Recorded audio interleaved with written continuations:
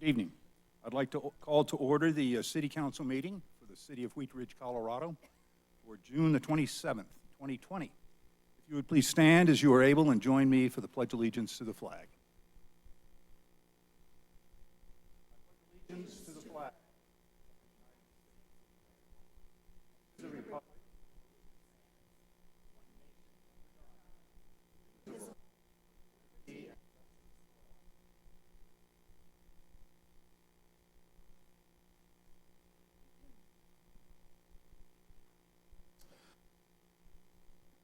Thank you. Would the clerk please call the roll of the members? Yes, Mr. Mayor. Judy Hutchinson. Here. Corey Stites. Present. Amanda Weaver. Here. Denise Hopper. Present. Rachel Grace Holtzman. Present. Scott Holmes. Here. Leah Dozeman. Here. Valerie Nelson. Mr. Mayor, we have 7 of 8 here, so we have a quorum. There's one more. Thank you very much. Councilors, in your packet, you have the minutes of May 23rd, 2022, the City Council meeting minutes, and the study session notes for June 6th, 2022. Are there any changes noted to the minutes? Seeing none, both will stand approved with our thanks as presented. Any changes to the agenda tonight? None, so we'll stay with the same agenda. We have a proclamation tonight.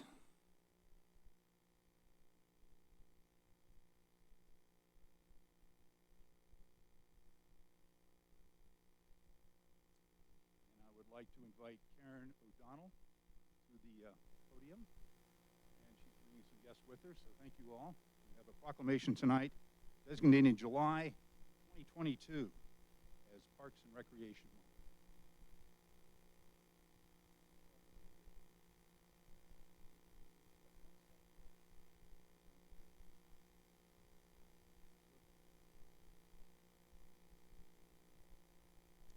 Whereas Parks and Recreation is an integral part of the communities throughout this country, including the City of Wheat Ridge.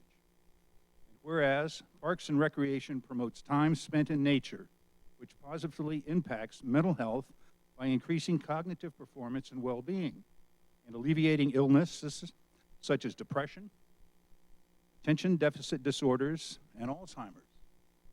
And whereas Parks and Recreation encourages physical activities by providing space for popular sports, hiking trails, swimming pools, and many other activities designed to promote active lifestyles.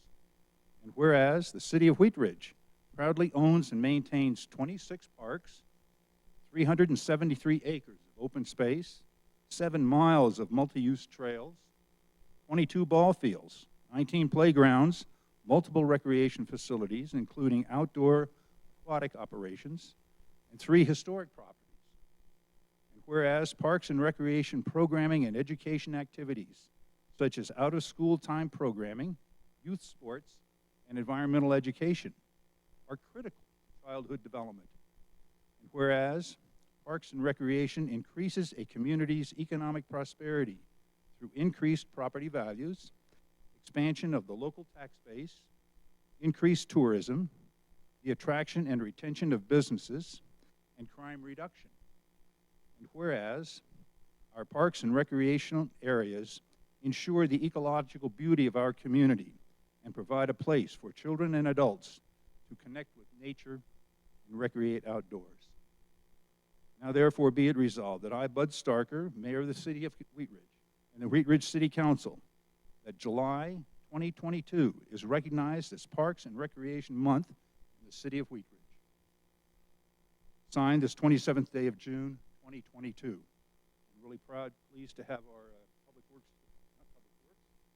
Parks and Recreation, you know, one of the other P's here, and her staff. Very nice to have you here.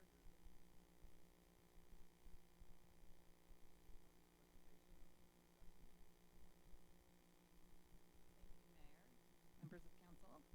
I was thinking about this today and just thinking about when I introduce myself to people and they ask what I do for a living and I tell them, they often respond with, that sounds like fun. Probably 9 times out of 10. And I'm like, absolutely, it has its fun moments for sure. But it's also very challenging, and we work very hard to provide the parks and recreation services for the city. And I think I can speak for the people here and most of the other people in our department that we love doing it. I'm very passionate about the work that I do, and I really, truly do love serving the Wheat Ridge community. And I wanted to just take a moment to thank our Parks and Recreation Commission members as well, volunteers in our community. And I know Guy is no longer on the commission, but he served for a very long time, so I'm going to give you a shout out while you're here. But I also want to mention just the people that have joined us today. We do have 2 people that are online. Susan Anderson is our recreation manager, doing fantastic things with the recreation division, operating the outdoor pool with very limited staff. And I know somebody asked about the governor's lifeguard initiative before the meeting started, and we are working hard on that, which actually Brandon's helping with as our grant special project administrator. He's done tremendous work bringing so much grant funding to our community to allow us to do so many different things. He also oversees our accreditation process, so it's a lot of hard work. So I'd like to thank him. Again, Susan oversees a variety of things. We have summer camp going on, a lot of fantastic programs from our kids up through senior citizens in the community. I also want to mention Andrew McDonald is also online, and he is our open space and forestry supervisor. Zach Lovato is our parks, forestry, and open space manager, and together they've done some really amazing work, just to name a few things. The tree sales this year, our tree grant program, and of course we had a pretty big storm recently, and we've collected tree branches, and hasn't entirely been a positive process, but to be able to provide that to the community is a really great service, and I really appreciate their hard work. And then I also want to mention Danielle Moore is here. She is our marketing specialist, and one of the things that you may have noticed over the last year since she's been here is we now have Instagram. So that's just one component of the many things that Danielle does. Amazing work for our community, and you've probably seen a greater social media presence just in general and a lot of engagement with our community. So just to name a few things that our department does, I'm really proud of the work that everyone does in parks, forestry, open space, recreation, and our facilities team. So thank you.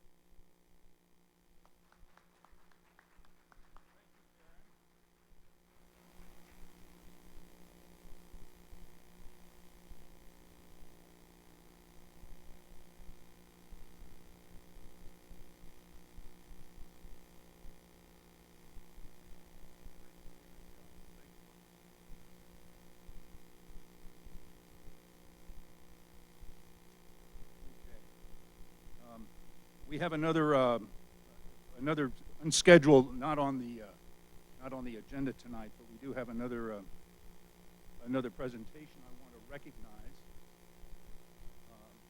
Would Allison Scheck please join me at the podium?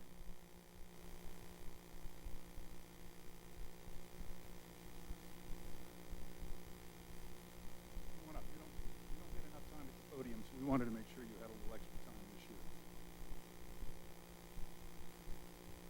Allie Scheck received the Assistant City Manager of the Year Award at this year's Colorado City and County Management Association in April. This award is given every year to an assistant or deputy city manager or department director who has made an outstanding contribution to local government in Colorado. Allie has had a significant impact on our organization and our community. She exhibits a high level of accountability for her responsibilities, achieving the outcomes required while demonstrating a strong work ethic. Allie has an uncanny ability to assess situations and quickly identify ways to improve efficiencies and processes. She doesn't stop there, though. She is gifted with the skills of putting strategic steps in place by which those improvements can be implemented. During her tenure with the City of Wheat Ridge, she made major impacts on several significant projects. From day one, Allie has been a champion of innovation, creative problem solving, forward thinking, and teamwork.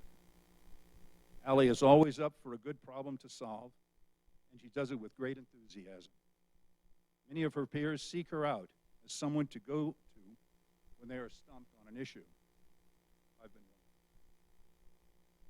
Ali is a great ambassador for our city and has good relationships and a great reputation with key stakeholders, including council and informal leaders in the community. She demonstrates empathy and compassion in the community and puts a human face on local government. Congratulations, Ali.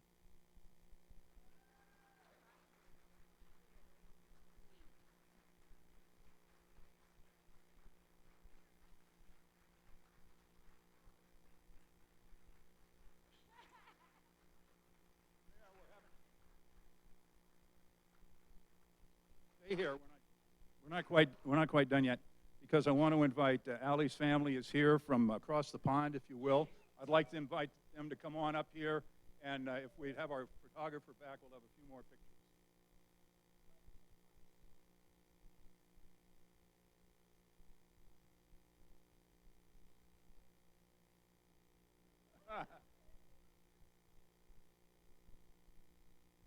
With Ali's mom and stepdad and her daughter and her husband are all with us, so let's snap a few pictures.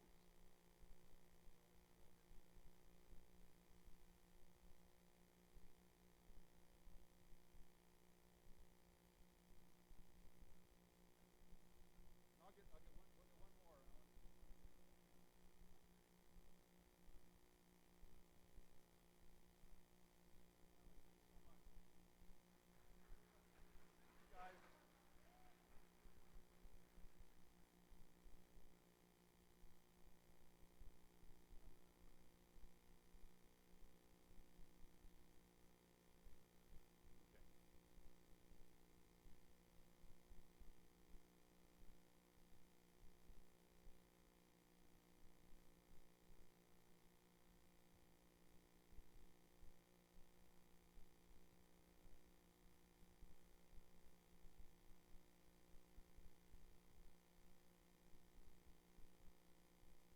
Back up. We have one more special presentation, and for this one, I would like to invite Deputy Police Chief Jim Lorenz to the podium. I didn't mean to leave you out of the program, but better late than never.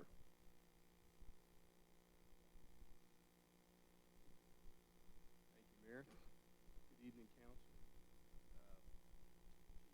Chief Murtha was called away at the last minute, but that gives me the privilege to introduce our new officers that just completed the academy. They just graduated on June 10th from the Jefferson County Lakewood Regional Law Enforcement Training Academy, and they actually began their training. They actually started with the department in January, and spent all this time in the academy, and then even prior to that, July of last year was when they began the application and background process. So they've actually been with us for a while. This is kind of the first time that we'll be seeing them full time, though. They begin their field training after a couple of weeks of in-house training, and that will last all the way until about November. They'll be out in field training and then out on their own. So you can see that we and the city have a big commitment to them, and they're ready to take on the challenge. So let me ask each one of them to come up, introduce themselves, tell you something interesting about themselves, and why they chose to be a Wheat Ridge police officer.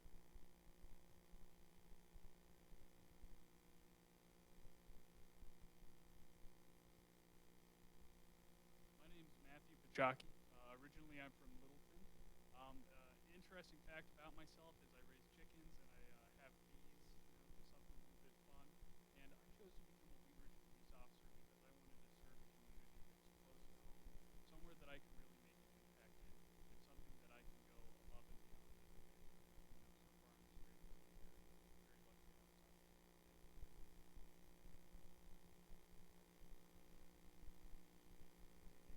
name is Tyler Yale. I was born and raised in Kentucky. I spent 5 years in the Army.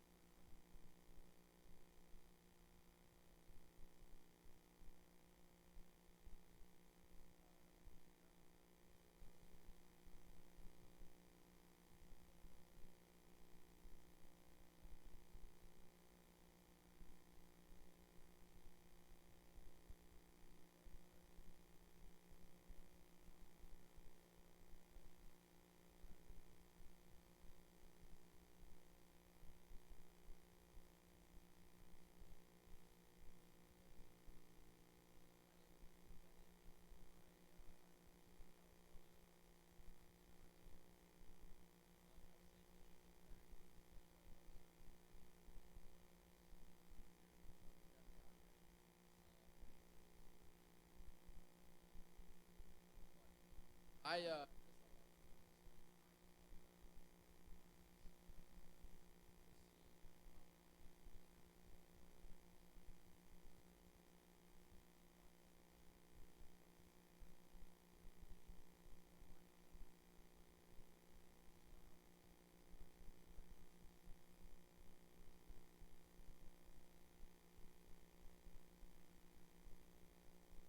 well, I'd like to thank all you officers. We welcome you to the force. I know that City Council sends their best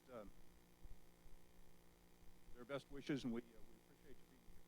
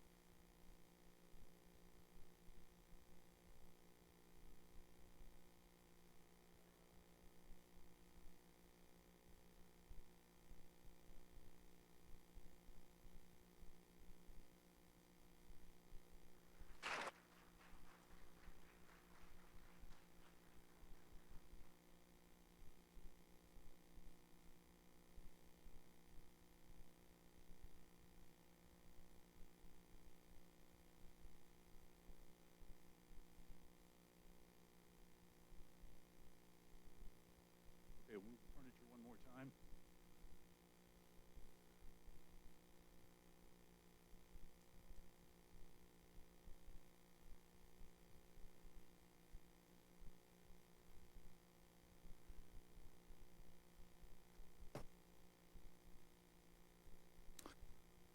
Okay. We will now go to our public's right to speak. Members of the public may speak on any matter not on the agenda for a maximum of 3 minutes under this portion of our meeting.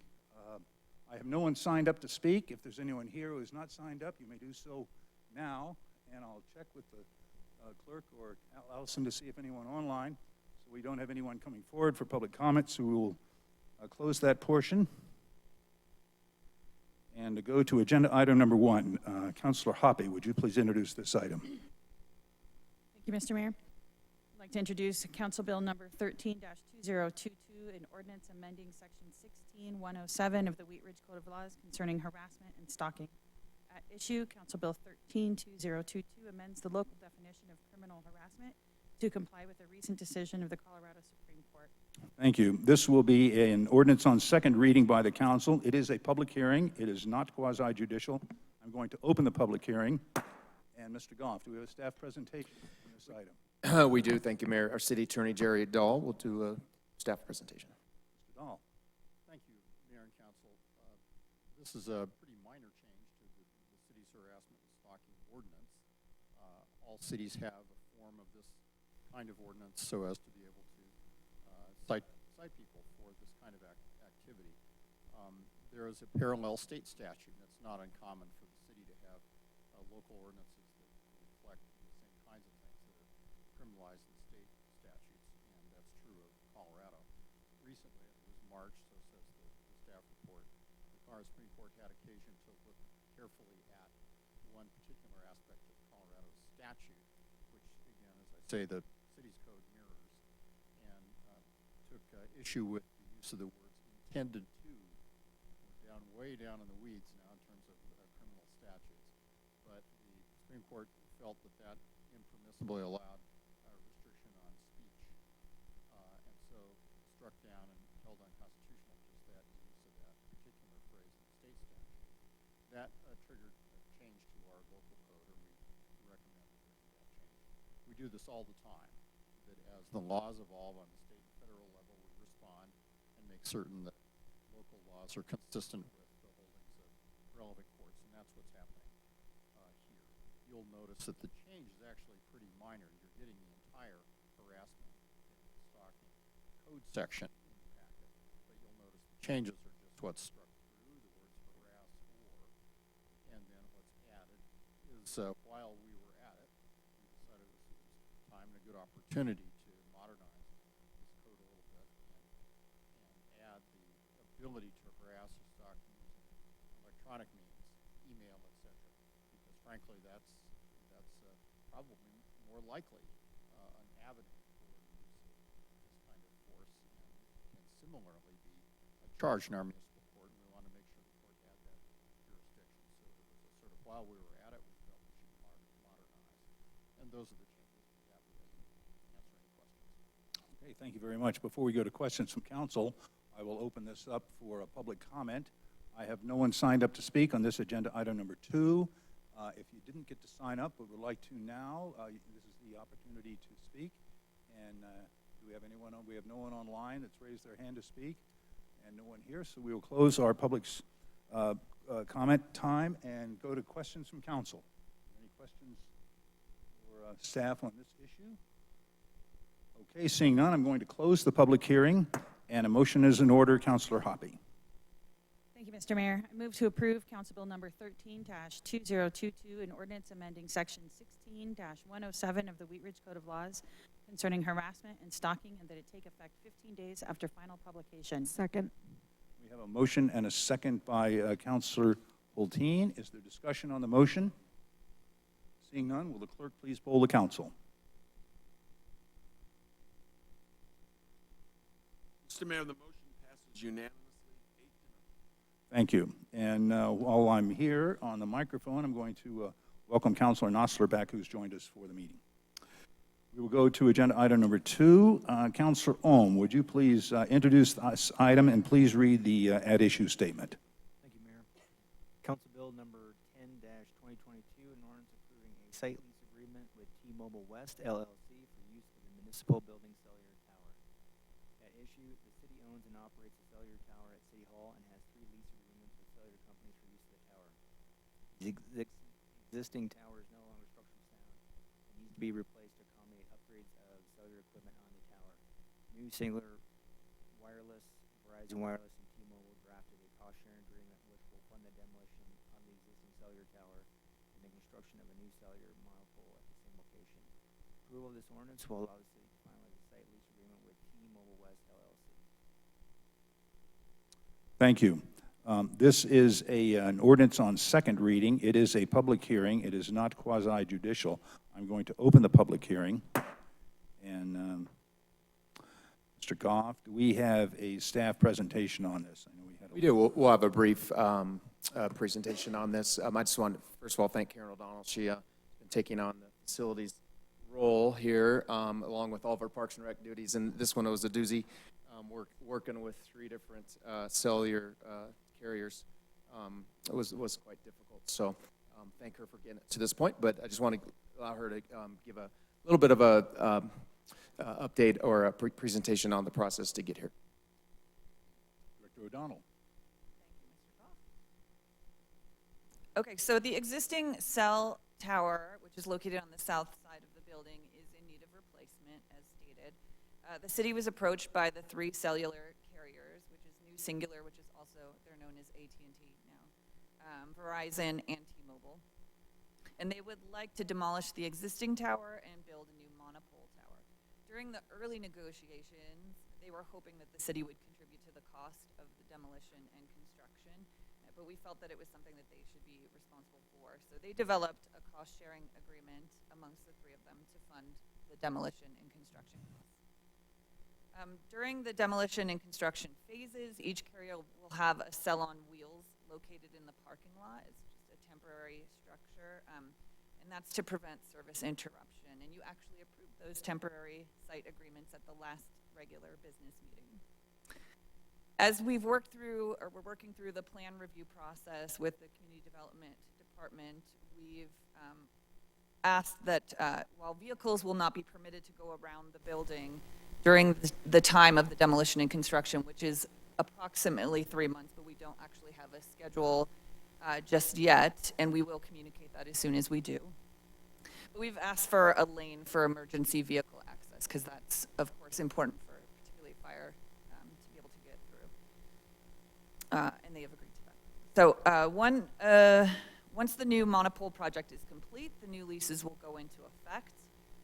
The city will receive $3,500 in rent from each of the carriers per month. And these leases will be in place for 15 years with the opportunity to renew in 5-year increments. So previously, the carriers were all on different lease agreements with different timelines, and it was a bear. So we are excited to have them all on the same schedule to make that easier for us moving forward as well. So until the poll is complete, the carriers will continue to utilize their existing lease documents. T-Mobile is the only one who's expired in the fall, and we negotiated an agreement to continue with their lease until the poll is completed. And then the final thing that I want to say, I know Mr. Goff mentioned that this was quite an undertaking. I just want to extend my gratitude to Mr. Dahl, Ms. Scheck, and Steve Cabellis with the West Metro Fire District for their time and assistance with this process every step of the way, because it was truly a team effort. Okay. Thank you. Before we get into any questions from council, we'll invite the public to speak on this. I don't have anyone signed up to speak, but if you haven't signed up and would like to speak, you may do so now or online, and we don't have anyone online to speak, so I'm going to close the public portion of our agenda item and go to questions from council. Are there any questions from council?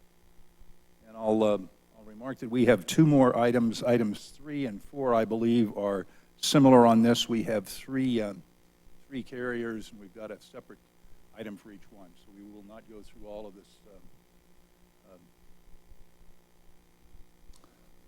The director's download on this anymore. So anyway, if there are no questions, I'm going to close the public hearing. And Mr. Ohm, may I have a motion on this item? Thank you, Mayor. I move to approve Council Bill number 10, 2022, an ordinance approving a site lease agreement with T-Mobile West LLC for use of the municipal cell tower, and that it take effect upon adoption and signature by the mayor as permitted by section 5.11 of the charter. Second. We have a motion and a second by Councilor Stites. Is there any discussion on the motion? Councilor Hulteen. I just want to make a comment that I appreciate the city's approach to this, and congratulations on negotiating the city out of any obligation on the demo for that. Good work, city, and hopefully the construction goes quickly, because I know it's disruptive in the parking lot. So. Any further discussion? Seeing none, will the clerk please poll the council?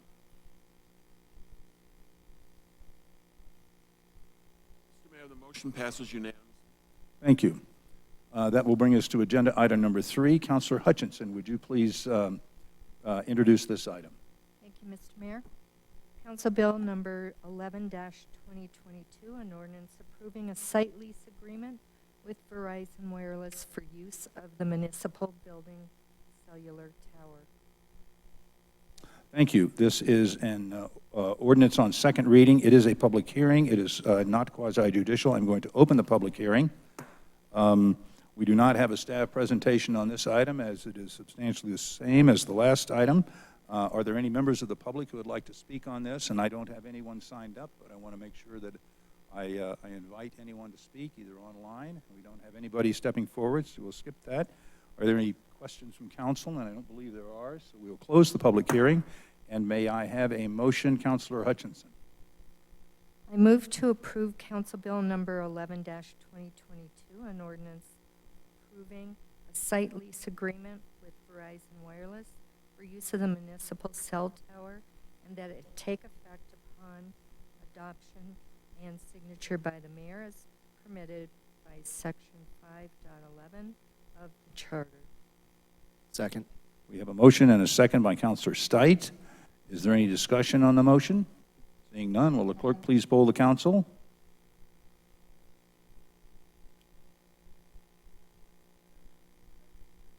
Thank you so much. This will bring us up to agenda item number 4. Councilor Stites, would you please introduce this item? Thank you, Mr. Mayor. Council Bill number 12-2022, an ordinance approving a site lease agreement with the new Singular Wireless PCS LLC for use of the municipal building cell tower. Thank you. This is an ordinance on second reading. It is a public hearing. It is not quasi-judicial. I'm going to open the public hearing. We do not have a staff presentation on this item, as it was substantially similar to the last one. I will ask if there is any public comment for this item. I have no one signed up to speak, but either online or in person you may speak, and I don't have anyone seeing that, so we will close our public portion. Are there any questions from council? And seeing none, I'm going to close the public hearing, and Counselor Stites, a motion is in order. I move to approve Council Bill number 12-2022, an ordinance approving a lease with New Singular PCS LLC for use of the municipal cell tower, and that it take effect upon adoption and signature by the mayor as permitted by Section 5.11 of the Charter. Second. We have a motion and a second by Counselor Hoppy. Is there any discussion on the motion? Seeing none, will the clerk please poll the council?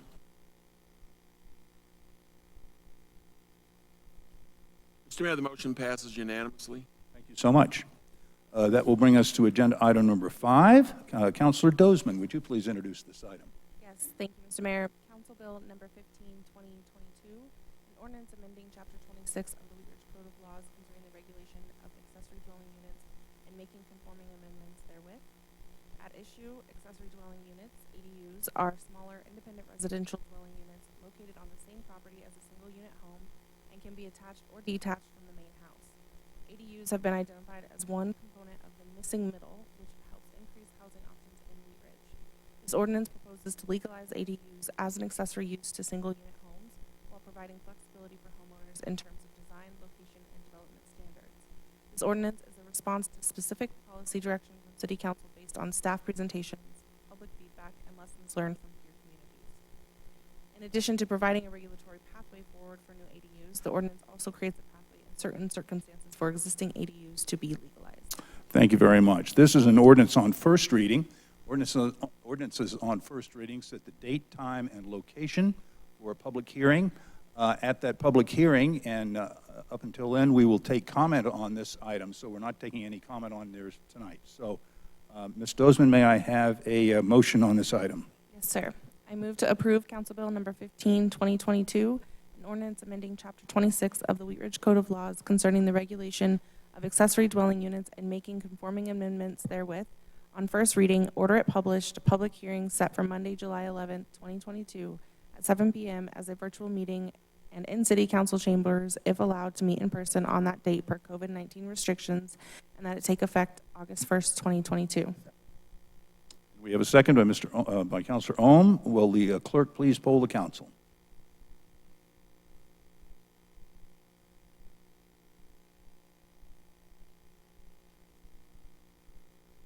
Stone, would you care to vote? Thank you. Mr. Mayor, the motion passes unanimously. Thank you very much. We will move to agenda item number 6. Mayor Pro Tem Hulteen, would you please introduce this item?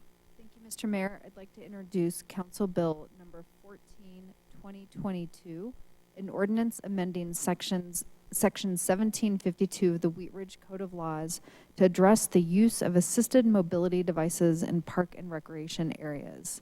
At issue, this ordinance amends Section 1752 of the Wheat Ridge Code of Laws to permit the use of assisted mobility devices on certain city recreation trails by persons with disabilities. Thank you very much. This is an ordinance on first reading to set the date, time, and location for a public hearing. Mayor Pro Tem Hulteen, may I have a motion on this item? Thank you, Mr. Mayor. I'm happy to read the motion. I'd like to note that what I'm reading is a correction. What's currently published indicates the incorrect date of June 27th, so I will read into record the correct date of July 11th, 2022. I move to approve Council Bill number 14, 2022, an ordinance amending Section 1752 of the Wheat Ridge Code of Laws to address the use of assisted mobility devices in park and recreation areas. On first reading, order it published, public hearing set for Monday, July 11th, 2022 at 7 p.m. as a virtual meeting and in City Council chambers if allowed to meet in person on that date per COVID-19 restrictions, and that it take effect 15 days after final publication. Second. We have a motion and a second by Councilor Stites. Is there any discussion on the motion? Seeing none, will the clerk please poll the council?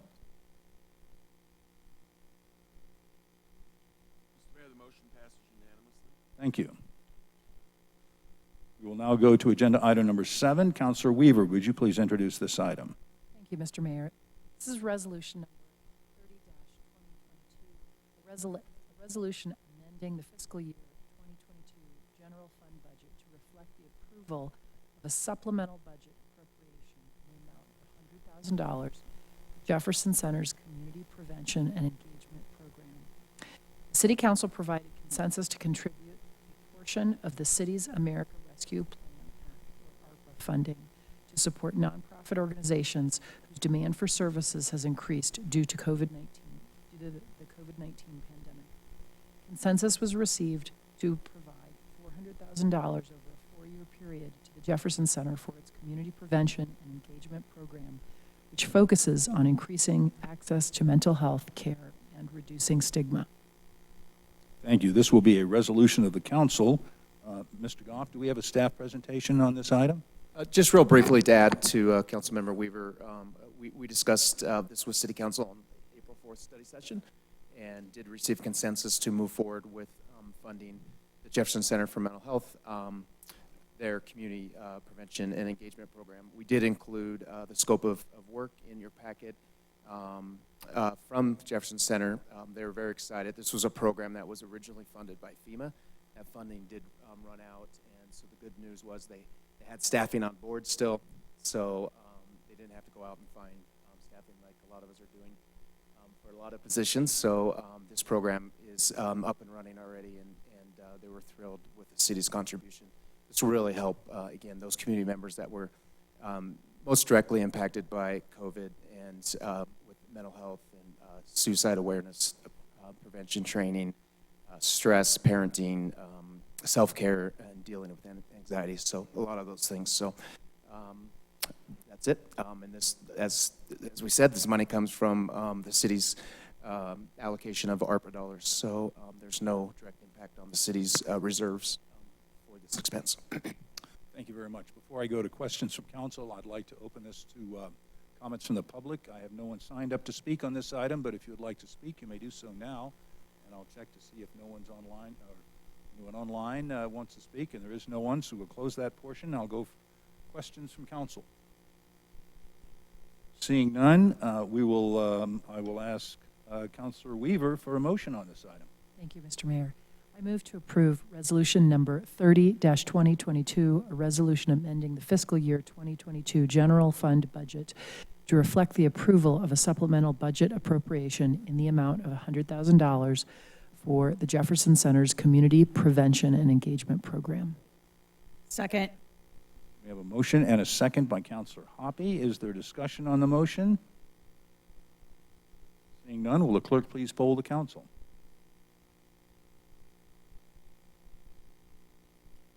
Mr. Mayor, the motion has passed unanimously. Thank you very much. That completes our regular agenda items on our agenda tonight. We will next go to city manager's matters. Mr. Goff. Thank you, Mr. Mayor. Just a few items, updates for you and the public. I'm not sure if this ever was on your calendar, but we, at least internally, we originally had tomorrow scheduled for a ribbon cutting for our outdoor fitness court. We've ran into some issues with a contractor who left us, I believe. So the project's not done yet. So we're working on finding another contractor. I think we have somebody, and we'll let you know when that is rescheduled. You've also all received an email from Karen O'Donnell back on June 23rd with a link to sign up for an interview for the open space management plan process. So just a reminder, if you haven't done that, please do that. We're excited to get a new plan in place. And we do apologize about the microphones. There's something going on tonight. They're going in and out, so we'll hopefully get those fixed for next week. You may have also heard, and Karen brought it up earlier, but Governor Polis announced a new grant program last week to help with retention, recruitment, training, and overtime wages, and or retention bonuses to help keep our pools open across Colorado. You know, it's been a countrywide issue. I think I heard a third of the pools across the country are closed this summer, unfortunately. We did apply for the grant. We should hear back, I think, by next week, July 7th, or I think, maybe? Yeah, July 7th, I think, is when we'll hear. Unfortunately, it's kind of late. It's middle of the summer already, so hopefully it still could have some impact.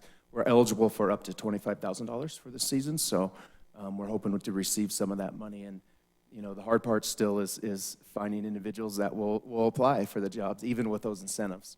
So there's no guarantees we're going to be able to fill all of our lifeguard positions, but we will definitely try.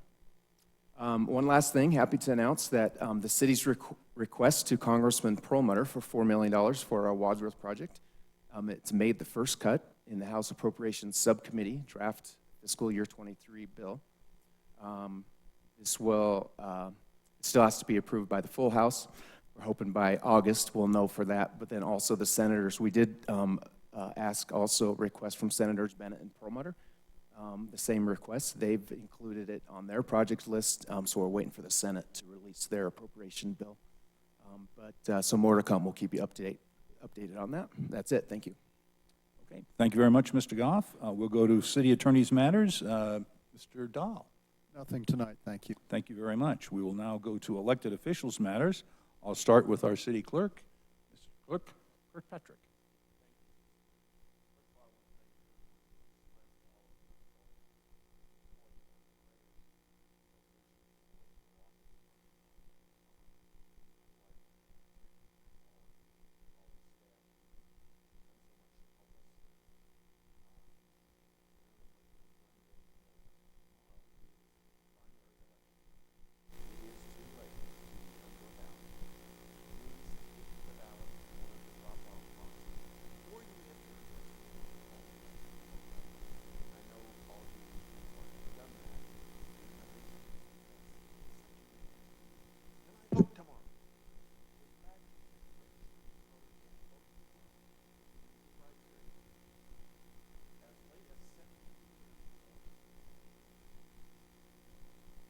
Thank you very much. And we hope that everyone is exercising their franchise.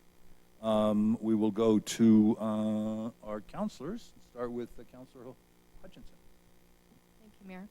I just would like to say on a happy note, congratulations, Colorado Avalanche All right. and Colorado. You're here. Yay. Thank you. Thank you. Councilor Nosler Beck. Thanks, Mayor. Yeah, go Avs. And also, just a shout out to all those lifeguards who are currently out there doing the thing right now. It's really crazy, and it's just been amazing to be at the pools this summer, and everybody's doing such an awesome job. Karen, your entire team is just the best. Making I just think some really special memories for everybody in the community. And I think that's it for today. Thank you. Thank you. Councilor Stites. Thank you, Mr. Mayor. Last week was a very Wheat Ridgey weekend. Ms. Weaver and I had our District 3 meeting at the new Clear Creek Crossing. It was beautiful. The apartments there are fantastic, and the rooms there. We had about, I think, 30-some people there, almost all brand new people that haven't been to our district meeting before, so that was amazing. Greg Moss from Lutheran came and did a presentation about the new hospital, and then we had Christine from the developer came and did a fantastic presentation. Mr. Goff and I had a chance to walk a bunch of people out and show them what the site's going to look like. So we're really excited about that. Saturday night was Ridge Fest last weekend. It was a great event. Local Works did a fantastic job. And then Sunday, I have to give a shout out to Parks and Rec. And Allie was there, and Mr. Mayor was there. And Five Ridges Farm for the goat parade. We had a lot of fun walking the goats from Five Ridges down to Lewis Meadows Park. And I can tell you all my neighbors and everybody there are really excited to have the goats back in the community. So thank you, Five Ridges Farm and Ms. Weaver, for that. We really enjoy it. And I believe that's it for that. Okay, thank you. A lot of things going on in our community. Councilor Dozeman. Thank you, Mr. Mayor. I wanted to thank Parks and Rec. You are all doing a wonderful job. This proclamation was well deserved, and we appreciate the work that you are doing in the community. And I noticed that those limbs that were dropped off are being chipped up and disposed of. So thank you for that as well. And also, the Carnation Festival is coming up. We have royalty open until July 2nd. So if you know a member of the community that you would like to nominate for Grand Marshal, Count, or Countess, we recognize those members in the community every year. So that is closing July 2nd. You can go to the website. We're still accepting vendors and parade registrants as well. And then we don't have a meeting next week because it is Independence Day. So I wanted to wish everybody a happy Independence Day. Thank you. Thank you so much. Councilor Weaver. Thank you, Mr. Mayor. I just wanted to revoice some of the thank yous to the community for coming out for our District 3 meeting, as well as just all the support from the Goat Parade. Corey mentioned, of course, Park and Rec. I also wanted to mention the police department. We always get such a nice, safe way down 32nd to Lewis Meadows Park. So thank you very much for that, and thanks for everybody who came out to help with the seasonal summer workers that help out with Park and Rec. And get ready, right? Carnation Festival's coming. I'm already getting. It's going to be big. It's a countdown. Thank you, Counselor. Counselor Ohm. Thank you, Mayor. I did attend Bridge Fest too, and talked to a couple people in the makerspace. There was some interesting things that people were making. One of them was some furniture, some very high quality furniture that I saw. I was really kind of excited about that. That we were getting, and just to remind everybody, I love the fireworks as much as everybody, but I just tell our citizens to please do not have the fireworks lighting in our neighborhoods. I know that's always a concern of our constituents. Thank you. Thank you very much. Counselor Hoppy. Thank you, Mr. Mayor. Yes, on Saturday, it was a fun time on the green, and if anybody had an opportunity to try the barbecue from the barbecue truck there, that is going to be the new restaurant in what was the White Coast Pizza Building. So, got a little preview, and it was, I consider myself a barbecue snob, and I consider that very good barbecue. Very good. So I'm looking forward to that. Thank you so much. Mayor Pro Tem Hulteen. Oh my gosh, I have a long list. I'm sorry, you guys, but it's all good. It's all good.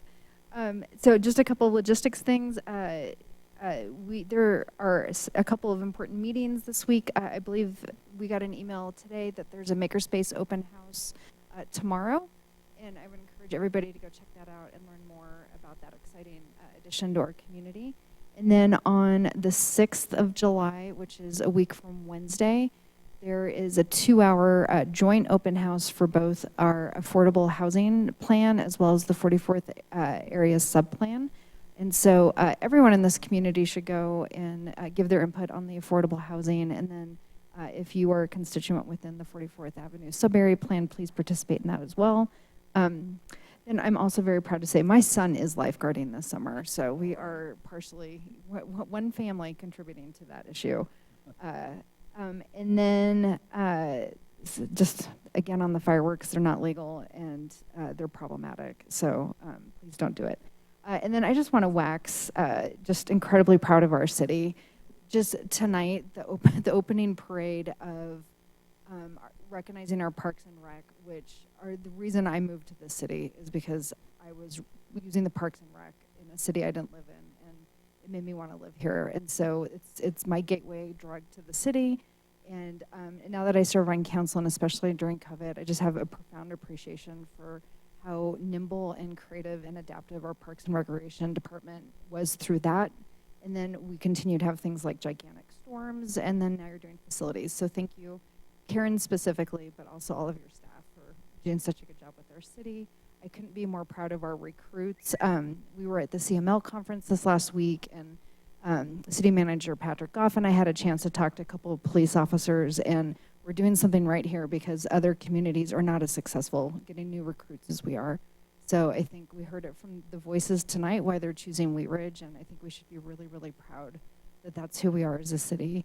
And then, of course, Allie, you are a gem in our city, in our staff, in our community, and in my life. So you are well-deserved of every word that was spoken in your honor tonight. And so thank you for choosing Wheat Ridge. We're really lucky. And then at CML, Wheat Ridge was everywhere. We were presenting people who started here, who've gone on to other great things. We're presenting, like, we are this incredibly small and incredibly mighty. Yeah, Chief Lorenz presented. I mean, we were all over the place, and we're just this, adorable little town of 32,000 people that we shine really brightly across the state. So I'm just really, really, really proud of who we have been, who we are today, and who we're going to be tomorrow as a city. So good work, Wheat Ridge. Way to go. Thank you. Councilor Stites. Thank you, Mr. Mayor. I had a lot to say. I forgot one thing. I want to recognize Guy Namiash had Art on the Farm this past weekend in District 3 as well. So I had a chance to stop by. He has incredible artists out there doing things live in front of people, kids, everything. So, and then he's got another one coming up, I think, July 30th. So, take a look at that. But amazing things going on in District 3 and in Wheat Ridge. So, thank you. Thank you very much. Well, as you can see, you need a town crier to cry out all the great things that are happening in Wheat Ridge. So I want to really give my thanks and encouragement to the citizens that make this such a great place to live. I want to thank and congratulate Allie. Great job on this award. You do a great job for our community. I want to welcome again our new police recruits. We're glad that you joined us. We think that you'll find this to be a great place to live, work, and play, and we appreciate and welcome you to the force. I was at CML this week, and Deputy Chief Lorenz had a great presentation. Judge Randall had another presentation. There was a lot of good camaraderie, and we certainly made a great showing at that event. This Saturday at 9 o'clock is going to be Coffee with the Mayor at Vinola's Italian Restaurant and Deli, and I hope you'll stop by and join me for a cup of coffee and conversation at 9 o'clock this Saturday morning. We are not here next week. We will, because it is Independence Day, as Councilor Dozman reminded us. And so I want to wish everybody a very happy Independence Day. I hope you'll take a moment to reflect on what independence and freedom are in our society. Grab those civic responsibilities that we talk about, and grab those to heart, and help make our society the best that we can do. So if there's no more business to come before us, we are going to start our study session right after this meeting. So if there's no more business, we will stand adjourned. Thank you all. I wasn't going to take a break unless anybody wants to take a break. We haven't been at it for an hour yet. So I don't know. Our public's going to wonder what we do here. You know, it's all in the package. So.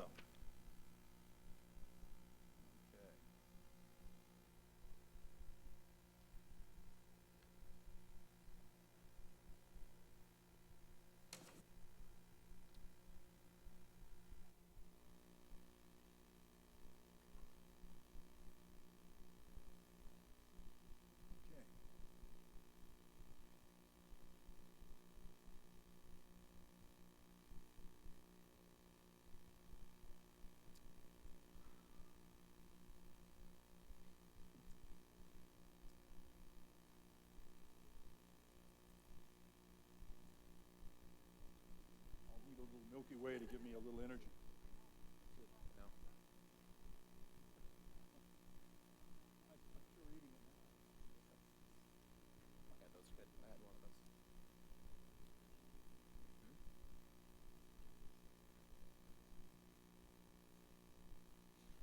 We didn't.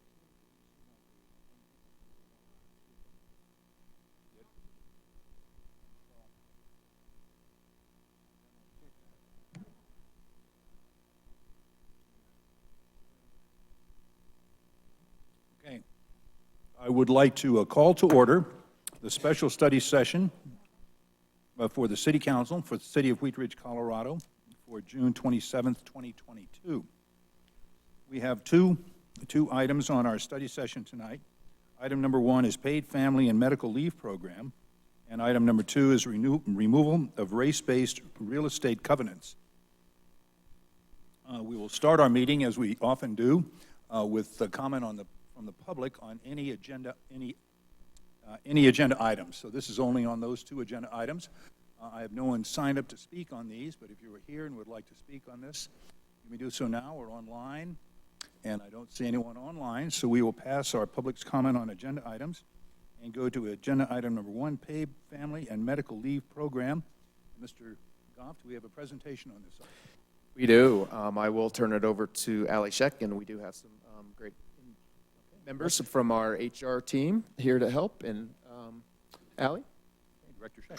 Mr. Goff, good evening, Mayor and Council. Again, apologies for the mics. We've got audio techs coming at 10 a.m. tomorrow from our vendor to sort this out. Don't know what's happening. Gremlins in the system. Thank you for having us here this evening for a special study session. It's my pleasure to introduce to you Michael Klassen, who is our HR manager. Michael, you've been here almost 4 years. Yeah, 4 years. We stole him away from Boulder. He's amazing. And if you recall, not too long ago, you approved a new FTE in HR.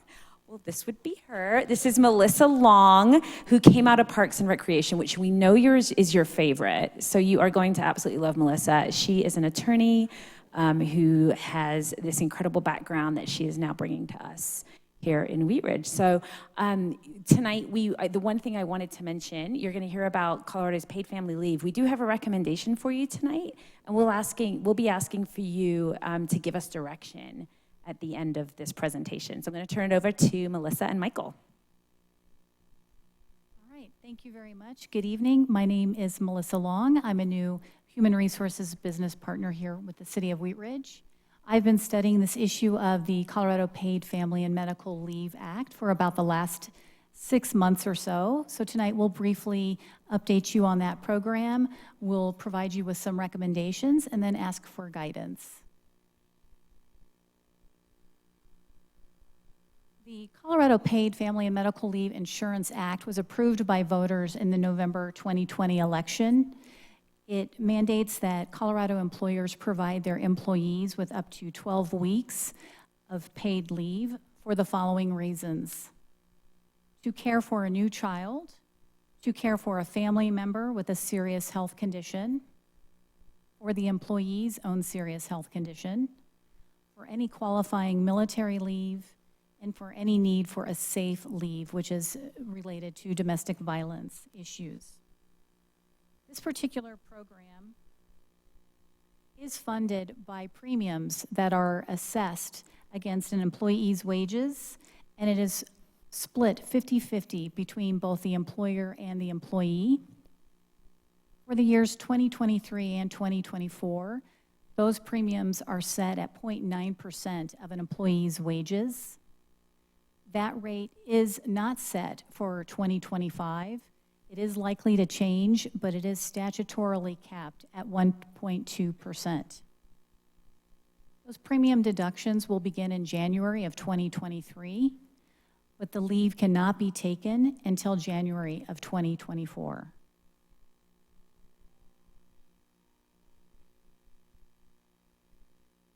The wage replacement benefit does vary by salary, and it is anywhere between 37 and 90%.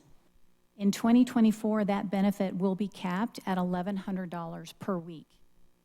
We've inserted a chart here to sort of illustrate how this program may look at different salary points. So I'll go through that just very quickly with you. For instance, somebody making $28,000 a year in annual salary who brings home around $552 a week would get 90% of their salary under this program. And they would also pay the lowest in premium at just over $128 annually. Conversely, someone who's making $140,000 a year with a weekly salary of $2,800 would only get 39% replaced. And yet they'll pay some of the higher amounts in premium. As you can see there, it'll be just over $630 for their portion.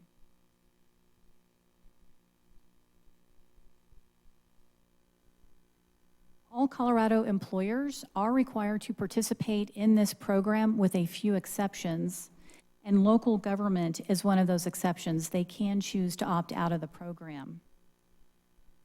The Colorado Municipal League has been tracking municipalities all over the state for about the last 6 months to see which municipalities may be thinking of either participating in the program or opting out. And as of right now, about 44 municipalities have responded to that request by CML, and about 43 are either opting out or they're leaning towards opting out at this time. Even if a local government opts out, its employees can actually still participate in this program on their own.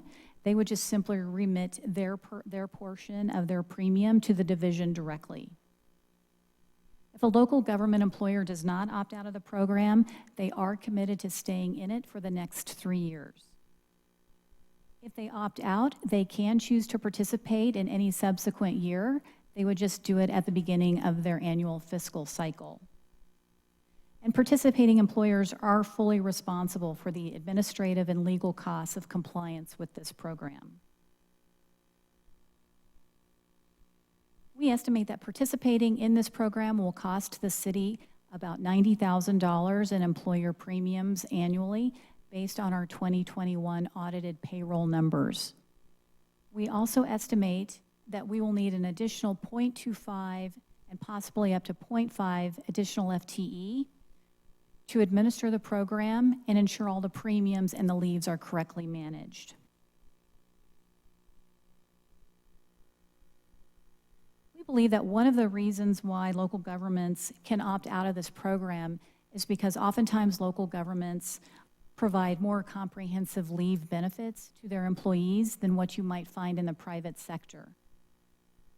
Wheat Ridge currently offers the following leaves for their employees: paid time off, extended sick leave, and short-term disability insurance that will temporarily replace wages in the event of a serious health emergency. The paid time off accrual does depend on longevity with the city, and it ranges anywhere from 6.25 hours per paycheck for employees with less than 5 years of service with the city to 9.25 hours per paycheck for employees with more than 16 years of service. Employees do accrue 1.54 hours of extended sick leave per paycheck with a maximum of 480 hours, which is 12 weeks. And we also provide a donated leave bank for those employees who have exhausted their own current leave benefit. We believe that there are some advantages to participating in a paid leave program. We believe that employee access to paid leave can help the city remain competitive as an employer, and it may increase the retention of our employees. We also believe that allowing employees to participate in the state program on their own if their local government opts out is a really great advantage. However, we do believe there are quite a few disadvantages to this particular state leave program. As you saw earlier with our chart, the benefit amount is unequal. All employees will be forced to pay for this benefit even if they don't use it. It means that more money is taken out of the paychecks of our employees during a very challenging economic time. The premium amounts after 2024 are unknown at this time. There are increased payroll costs and increased employer liability. And as we mentioned earlier, this is a full-time commitment. If we opt in now, we are committed to the program through 2026. We believe that we have three options in front of us right now. The first option is that we can participate in the family program. Because every employer is presumed to be participating in the program unless they notify the division otherwise, there would be no action required by council at this time. Costs and staffing needs would be addressed in our 2023 budget, and we would begin developing the processes for premium withholdings from our employee paychecks. Our second option is to decline participation in family. We would vote to opt out of participation. We would continue to evaluate our current leave policy for sufficiency and continuous improvement. Our city employees would still be able to participate in family on their own. And that opt-out decision is not a permanent decision. It's only good for 8 years, and at that time it would need to be revisited.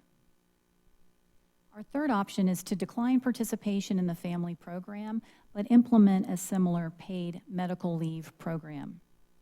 This program would be administered internally and would not come with any of the mandatory payroll deductions. Our recommendation to you tonight is that we decline participation in the family program at this time, but implement a city-specific paid family and medical leave program. The way we envision this working is that all employees would be eligible after working for the city for 6 months. They would be eligible for the benefit for the same reasons as outlined in family. The employees would use their paid time off for the first 2 weeks of leave, and then they would be eligible for 100% wage replacement for the remaining 10 weeks. And again, that's 100% wage replacement, which is different from the family program, which is at best 90%. We believe this plan would allow the city to remain a competitive employer by granting paid medical and family leave, but without the cost and the administrative burden of joining the state's program. Our next steps are that if you do decide to opt out, a resolution would be brought forward at the next regular business meeting, or at a future regular business meeting, I should say. Our employees would be notified of that meeting and that upcoming vote, and they would be provided the opportunity to provide testimony and commentary. And we would provide education to all of our employees about the program and our proposed course of action. Thank you very much.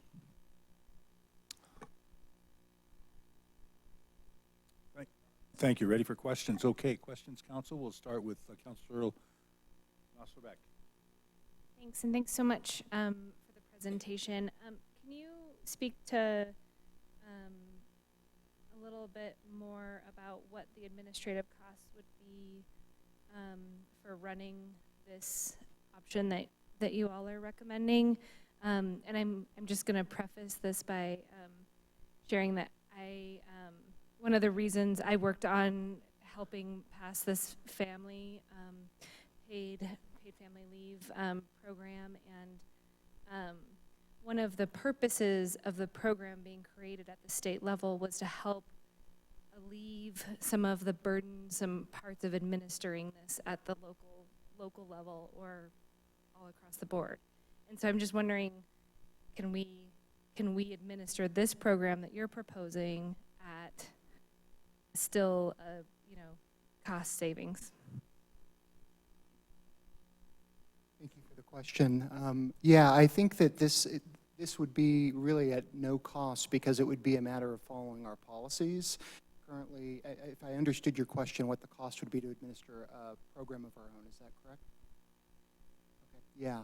So in order to do that, we would actually be streamlining and simplifying several of our leaves that we have and consolidating them into fewer leaves into this program that we're outlining very broadly right now.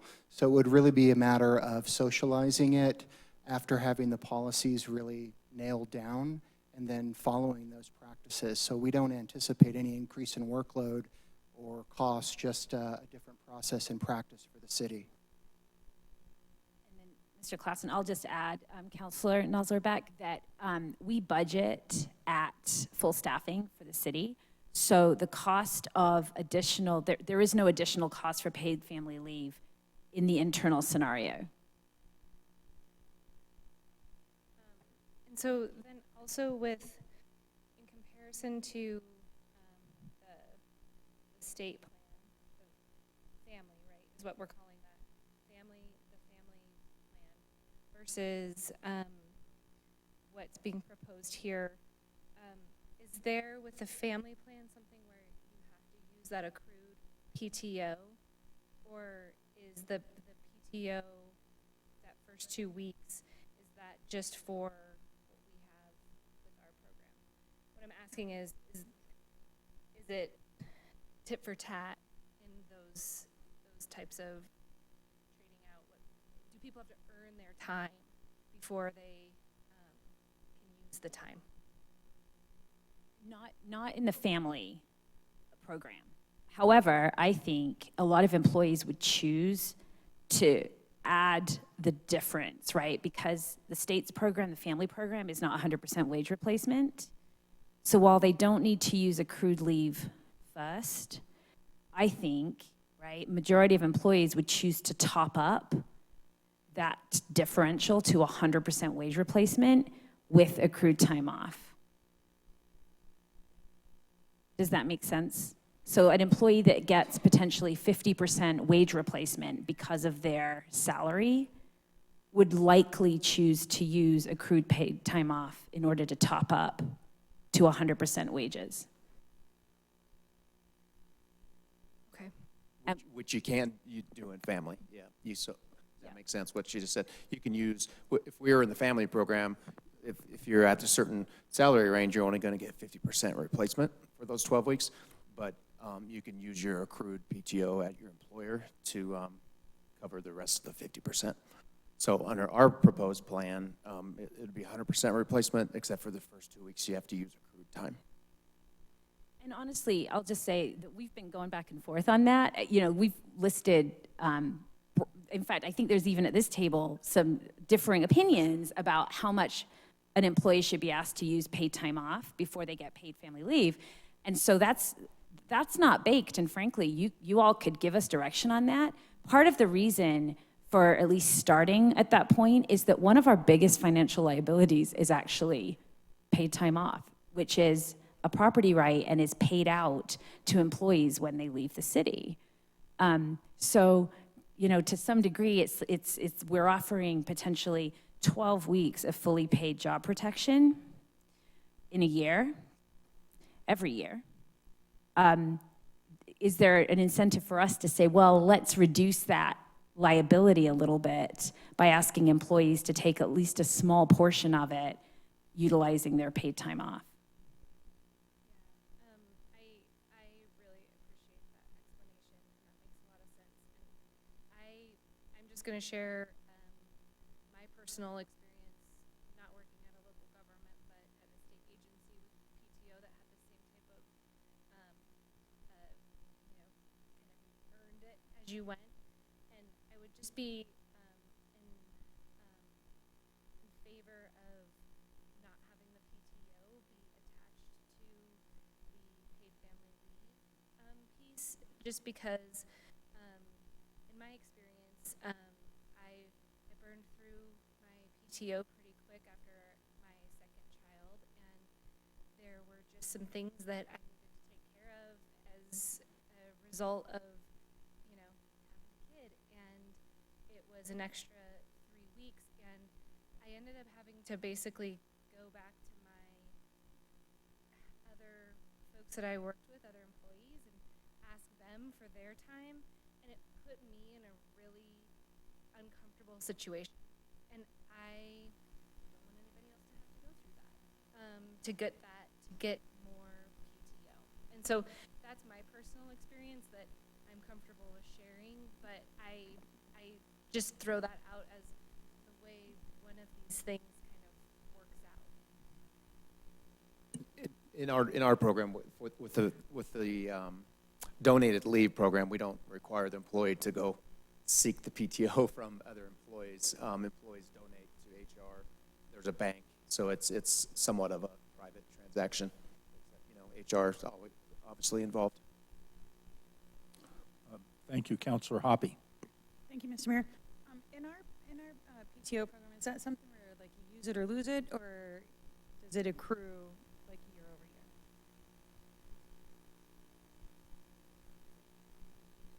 Oh, with the caps. Yeah, thanks for the question. So right now, what we have for PTO, is that what? Yes. So we have accruals, and people can accrue anywhere from 20 to 30 days per year, and that's used for vacation or for sick leave. That's capped out and rolls over year to year at about, it depends on how long you've been here, but 210 to 300 hours a year is what it rolls over to be. So it's not a use it or lose it situation. People can be carrying over anywhere from 200 to 300 hours each year in perpetuity if they hold on to that time. So if, so in this scenario, if we decide to, first I'd like to say that being paid 100% rather than potentially 50% is, I feel is a better option, right? So we're calling it opt-out. I feel like it's really, we're opting for something better. And I understand it's not in concrete, we still have some time to tweak it, but let me just ask you on the PTO piece. So the first 2 weeks of PTO, that's 80 hours. So if someone's built up 300 hours, they only use the 80, and then they still have those remaining PTO hours, correct? That's correct. Yes. And then, and my other question is on the one of the reasons to be able to use, it was for safety situations, and it said domestic violence. It does. childhood violence or elderly abuse or child abuse, do those also fall under that kind of domestic violence? So like if you need to leave for a safety situation because you have to get your child or your elderly parent that's living with you out of a situation, does it fall under that domestic violence piece?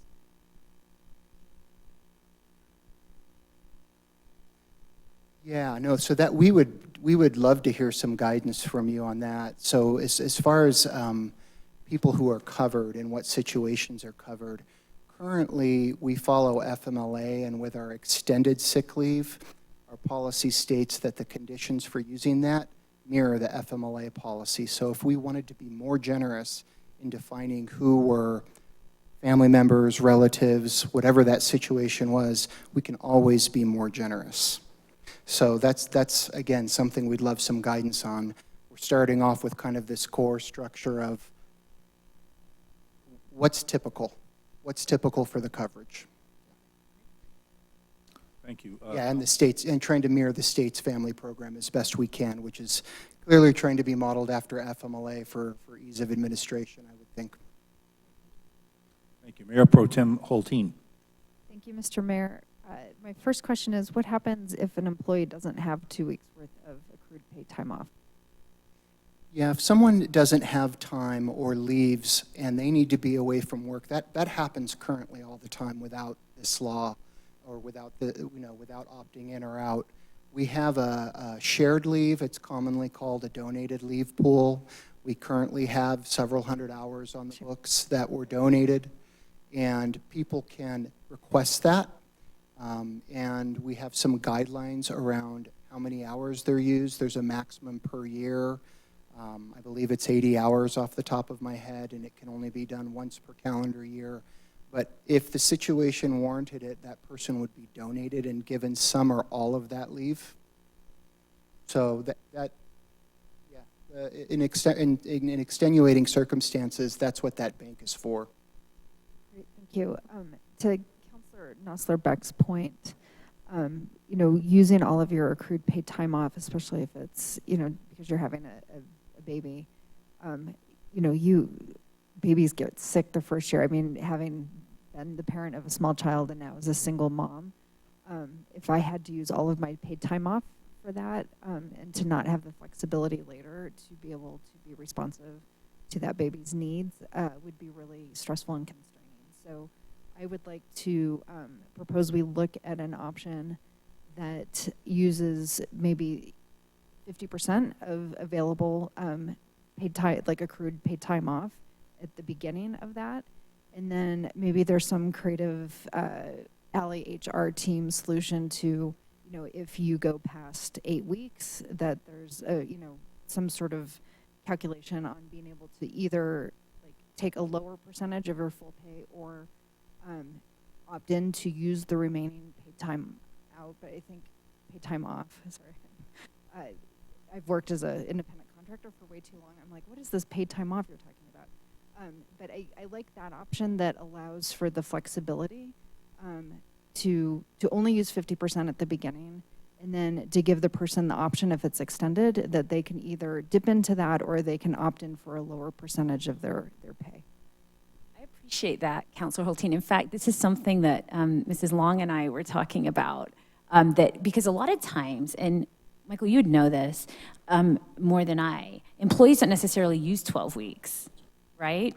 So what I like about that idea is that we're not assuming, I think it's easy on paper to assume that employees will use 12 weeks. And so what's 2? What's 2 weeks compared to 12 weeks, right? 10 weeks paid, 2 weeks PTO. And I think what you're suggesting is maybe it's a little more scalable than that, so that perhaps an employee that needs 4 weeks off doesn't use half of it for PTO at the beginning. So I think with this kind of direction, and obviously that depends on the consensus you all reach tonight, we can certainly workshop that a little bit more. I think our recommendation would be that we work this through the budget process a little bit in turning this into a policy for 2023. So you're giving us some great food for thought. Thank you. Councilor Hoppe. Thank you, Mr. Mayor. I guess for me, when you're capped at 300 hours spend 80 of that for part of our family act, whatever have a name, Wheat Ridge Family Act. You still have 5.5 weeks of paid time off available after 12 weeks of being paid 100%. So while you're workshopping that problem, I think something should be kept in mind where if somebody has 300 hours of paid time off, really losing 80 hours is not going to be very detrimental to them if they take even the full 12 weeks and then they have another 5.5 weeks later. So I'm just trying to keep that in mind also. Yeah, thank you, Councillor Hoppy. And we don't have a way to just flash this up there easily, but sorry, Michael, I'm just going to grab that for a quick second. So I think, it's really through 5 years of tenure, the maximum you can accrue is, I think, 210 hours of PTO. Yeah. So I've been here 3.5, so the maximum I can accrue is 210. So just to put it in perspective, the maximum to accrue and keep 300 hours, you have to have been here for 16 or more years. Just to clarify that point just a little bit, but certainly depending on the consensus you reach, we can again work this and come up with some different options, and of course look to our competitors, if you like, for competitor employees, because it's important that we get this right. Councillor Hobby. Thank you. Just quick follow-up. I appreciate that. 210 hours is still more than 5 weeks. So just keeping that in mind. I personally think that I have faith that you guys will come up with a really great program with like the discussions that you're hearing from the dais, and I support us to opt out, and I would just really like to see the Thank you, Councillor Mayor Pro Tem Holteen. Thank you, Mr. Mayor. I'm sort of curious if you guys have any, this can be a wild off the hip answer, if you're comfortable with it, but like on average, how much carryover paid time off do people usually carry with them into a following year? And I'm just sitting here because I'm like, I take vacations. And so, yeah, I'm just wondering if accrual is like. That's a great question. I don't know, and I can find out. Anecdotally, most people use their PTO, and there's a small proportion of people who don't use it. They hold on to it and they fly close to the sun, as close to the cap as they can. But I'd really need to look at that average. I wouldn't want to speculate.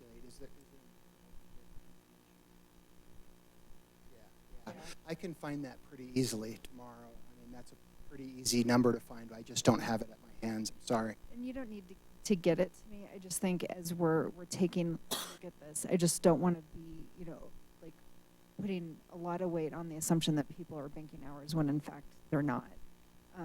So I, whatever, like Ms. Hoppy said, you guys are going to come back with something great based on this discussion tonight.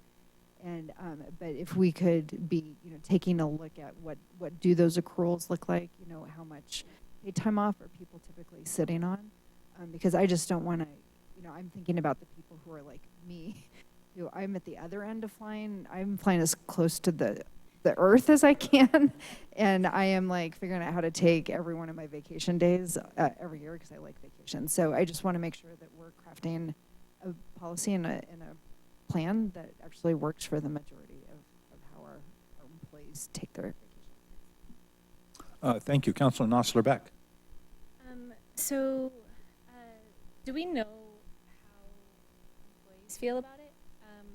I'm asking that question just because this was a ballot initiative and voters voted for paid family leave. And so do we have an idea of how employees feel about paid family leave versus PTO? And also with that, like, is this, to me, this seems like a real recruitment tool and retention tool for staff programs where maybe we can meet them where they're at on a salary, but having some real flexibility in this program. You saying the state program, family program? The state It's a program. recruitment I'm tool. asking our, like where we are, what we've heard from our employees and what they would like, and then I was just referencing a ballot measure. Sure, yeah, we haven't had that comprehensive discussion with staff, but if council gives us direction tonight, we will.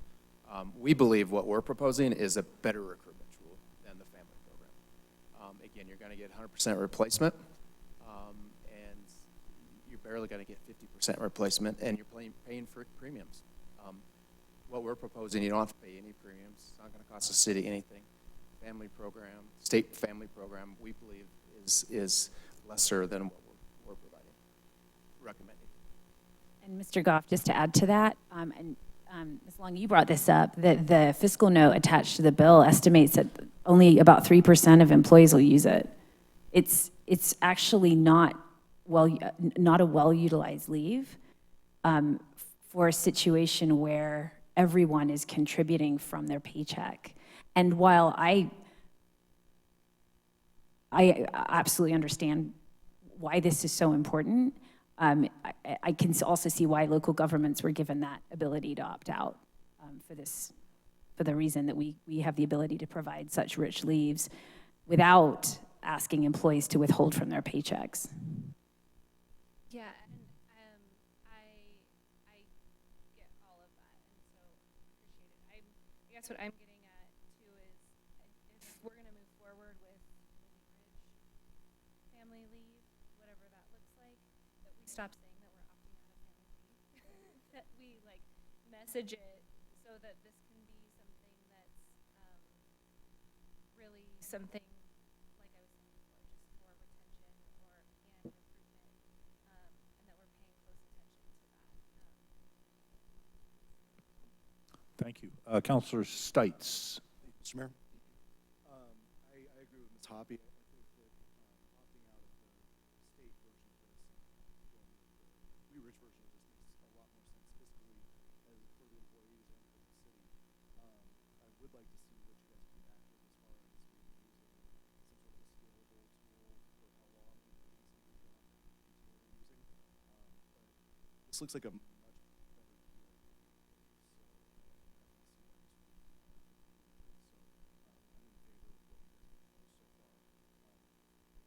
I guess my one question is, if we do some sort of a scalable thing, I know part of the reason we wouldn't opt into the state version is how much on the back end, as far as human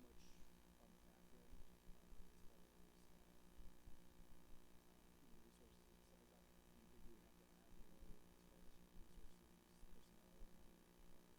to start scaling and doing things like that? No, thanks for the question. I don't think so. We're fortunate to have IMA, which is our benefits broker and business partner, and they really can help us dial that in as far as whether it's policy or legal compliance, that sort of thing. But I think from a policy perspective, we have the right people in the right seats in our organization. I think the reason we were looking at a little more staff if we opted in is the compliance and liability, and it's not in our wheelhouse. It's not something we've developed, so it would just be an add-on of work. So yeah, thanks. Yeah. And especially as somebody who hates paying for stuff that I don't use, Thank you. Mayor Pro Tem Holteen. Thank you, Mr. Mayor. So just to clarify, beyond the consensus to opt out of the state program, do you need any other specific consensus tonight, or is the general conversation good enough direction? Okay. I think we heard quite a few comments, which we'll bring back to you in a proposed paid family leave program at the city. Okay. Well, then I'd like to ask for sorry. Councilor Gozman. Thank you, Mr. Mayor. So I just had a couple questions as far as with the bucket of donated PTO.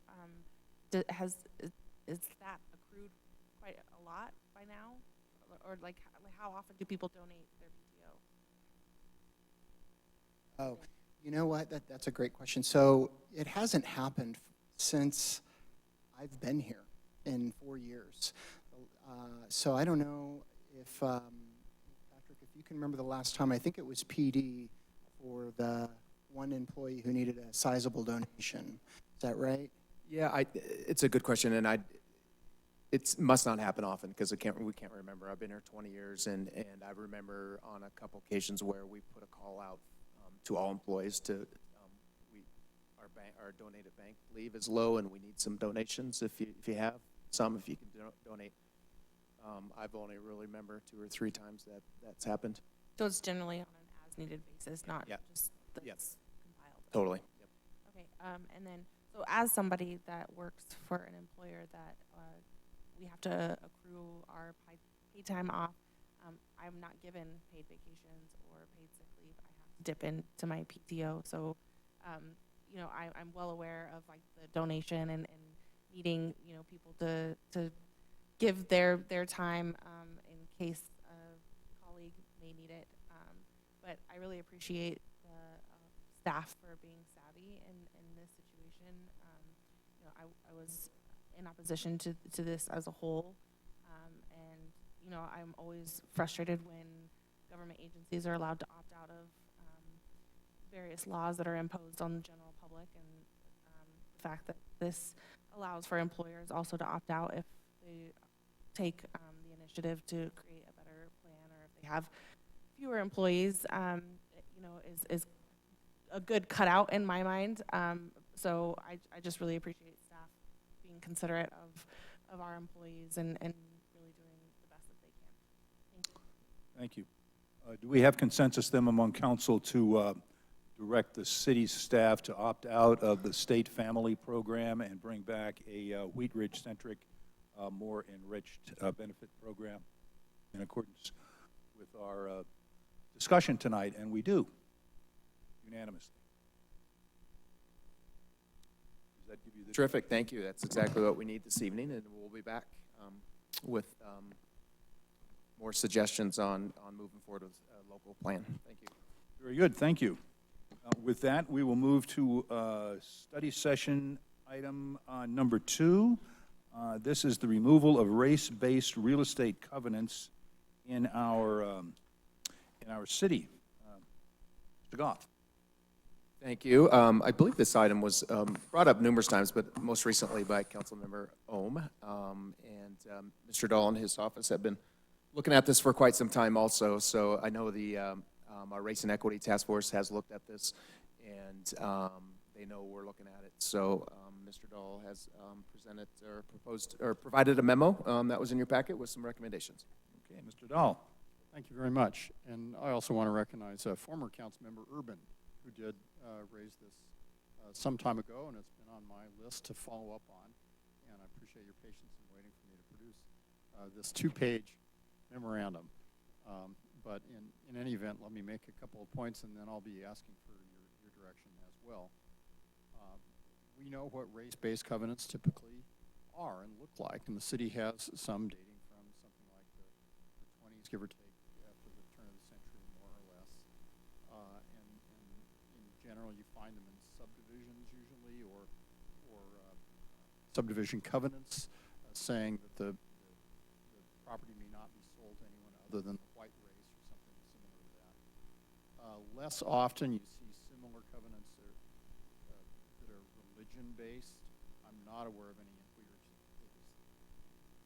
that is the case there. It's more often in the West that you see them as just exclusively race-based.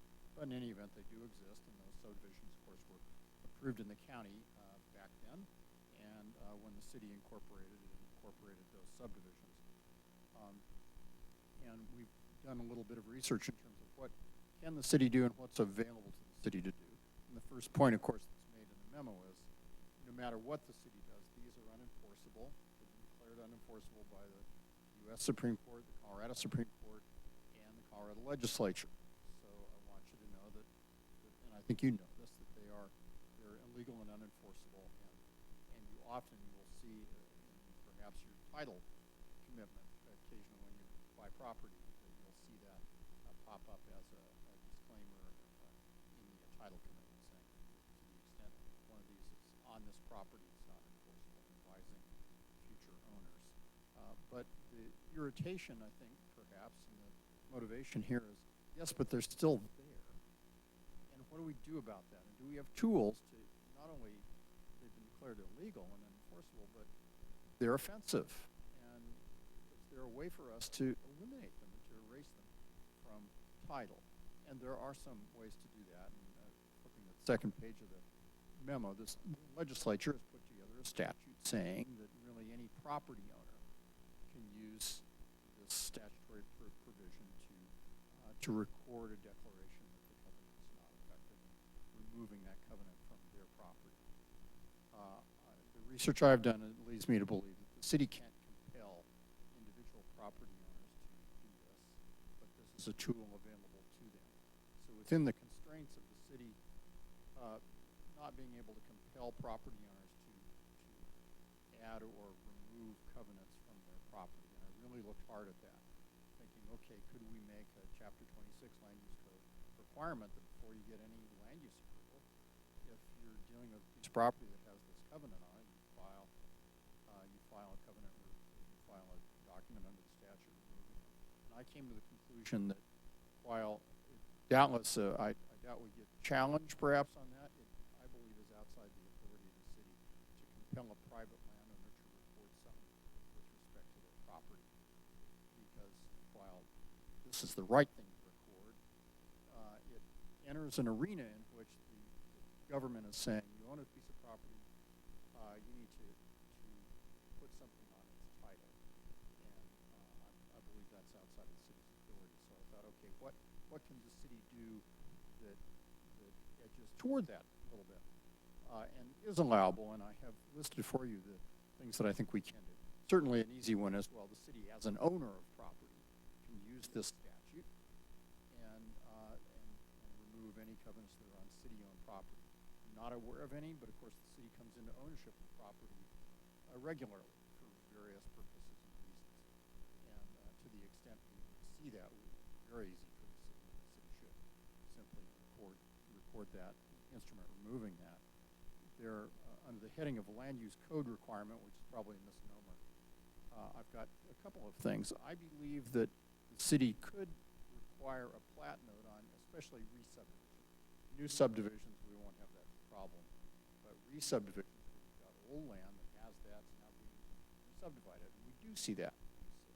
The city could require a plat note that says race-based covenants are in fact illegal and unenforceable. That isn't so much requiring the private property owner to remove them, but it requires that to be placed on the re-subdivision.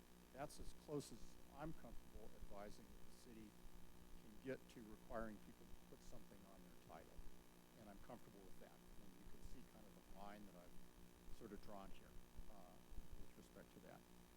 In addition, the city can certainly facilitate not only providing that plat note language, but facilitate individual property owners to do for their property what the city has the right to do with its, which is to exercise the mechanism in the statute, top of the memo. And so we can certainly develop the form that says, if you are aware that you've got a race-based covenant on your property, we'll provide a form for you, and you can fill that form out and make it easy for people to do this. I think that's a function the city can also perform. And lastly, of course, there's always a council resolution that would track the state statute, that would track probably more accurately the Supreme Court decisions that articulate the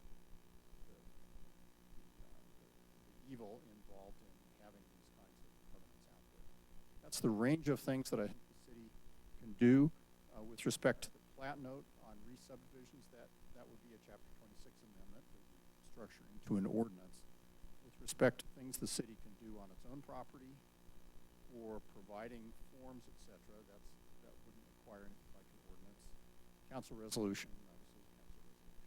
So I'd be happy to undertake and draft up any or all of these items if you give me direction to do that. You can do that either on an individual item basis, or you can say consensus to move forward with the suite of suggestions made in the memo. That would do that too. Happy to answer questions.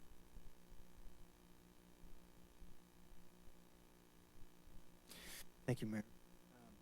Thank you, Mr. Dahl, for that. That's a see all the work that you put into that. I really appreciate it. Can you hear me okay?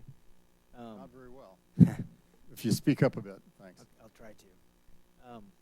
So one of the questions I did have is, you know, if a homeowner saw this on their covenant, what are you proposing would be the step? Like if they're offended, and I think my goal is probably a lot of other people in our community is to have a welcoming community. And we definitely don't want to, you know, have someone that's looking at calling this community and finding this on the covenant and thinking that this is not the community they want to be in.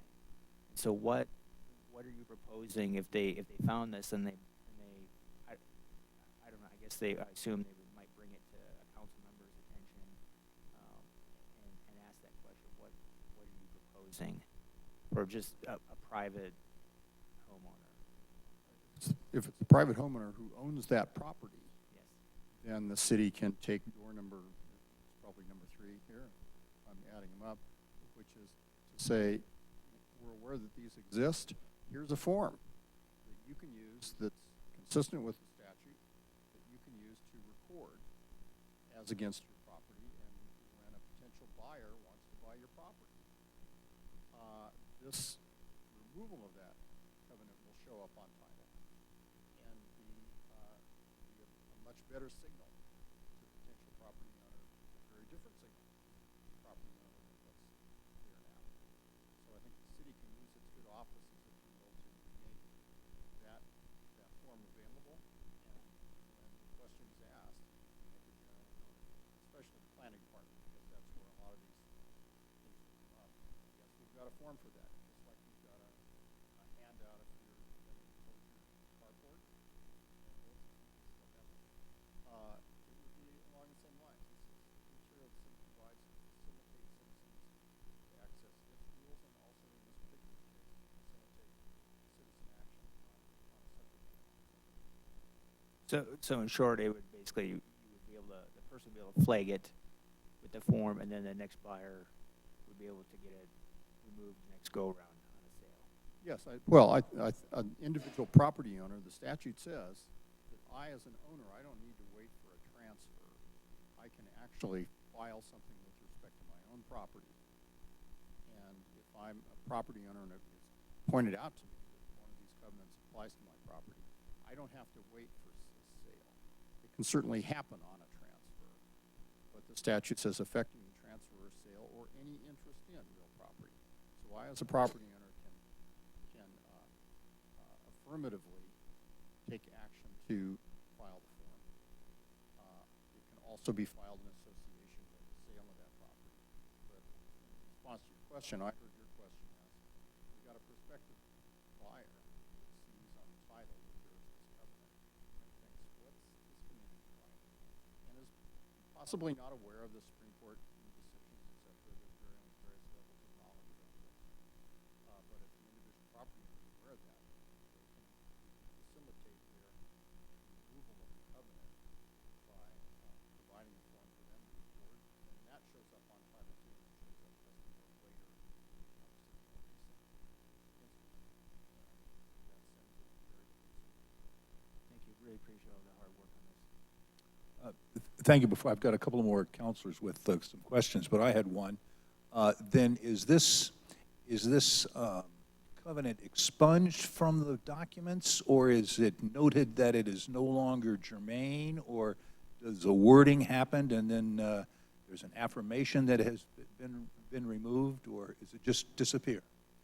The statutory language is that you may remove by recording a new instrument any restrictive covenants which are based upon race. I believe it doesn't disappear from the recorded instruments. The Clerk and Recorder's Office has this covenant, 1925, that says this, and it's recorded at book and page. And that doesn't get expunged or removed. It's a very good question. In the same way that a judge can remove documents from a court record, for example. But what it would do would be a new document that references the earlier covenant.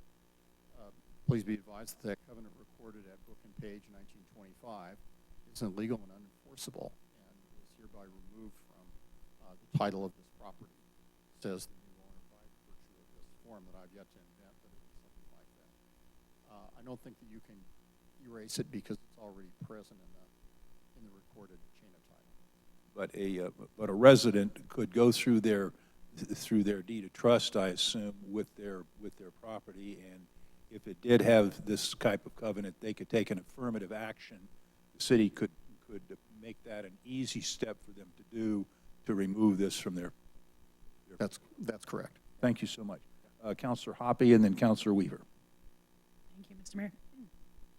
Thank you, Mr. Dahl, for putting all of these. I see 5 doors available. Thank you. Yeah, sorry about I that. just want to say that I'm in full support of all of them, and I appreciate the time that you put into doing the research and the time. Should we get consensus to move forward, the time that it will take for you to complete this project. I really appreciate it. Thank you, Councilor Weaver.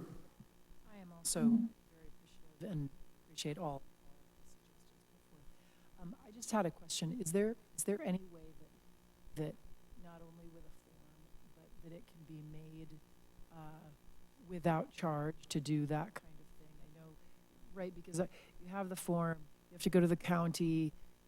You know, there's a process in doing this by oneself, and I think sometimes people get overwhelmed with, oh, do I have to get a lawyer to do this, or, you know, have this document signed, and who's going to sign it? And, you know, maybe not just a form, but hey, here's how you do it in a relatively pain-free way, because I think there's a larger gap of knowledge of just how do I get something recorded with my property, and where does that live? Because I think it doesn't live in this building, it lives over at the county, and maybe just having a little bit more information on how people can be proactive about doing that. Because I think I'm just one of these geeky geography people who actually reads all the chain of title,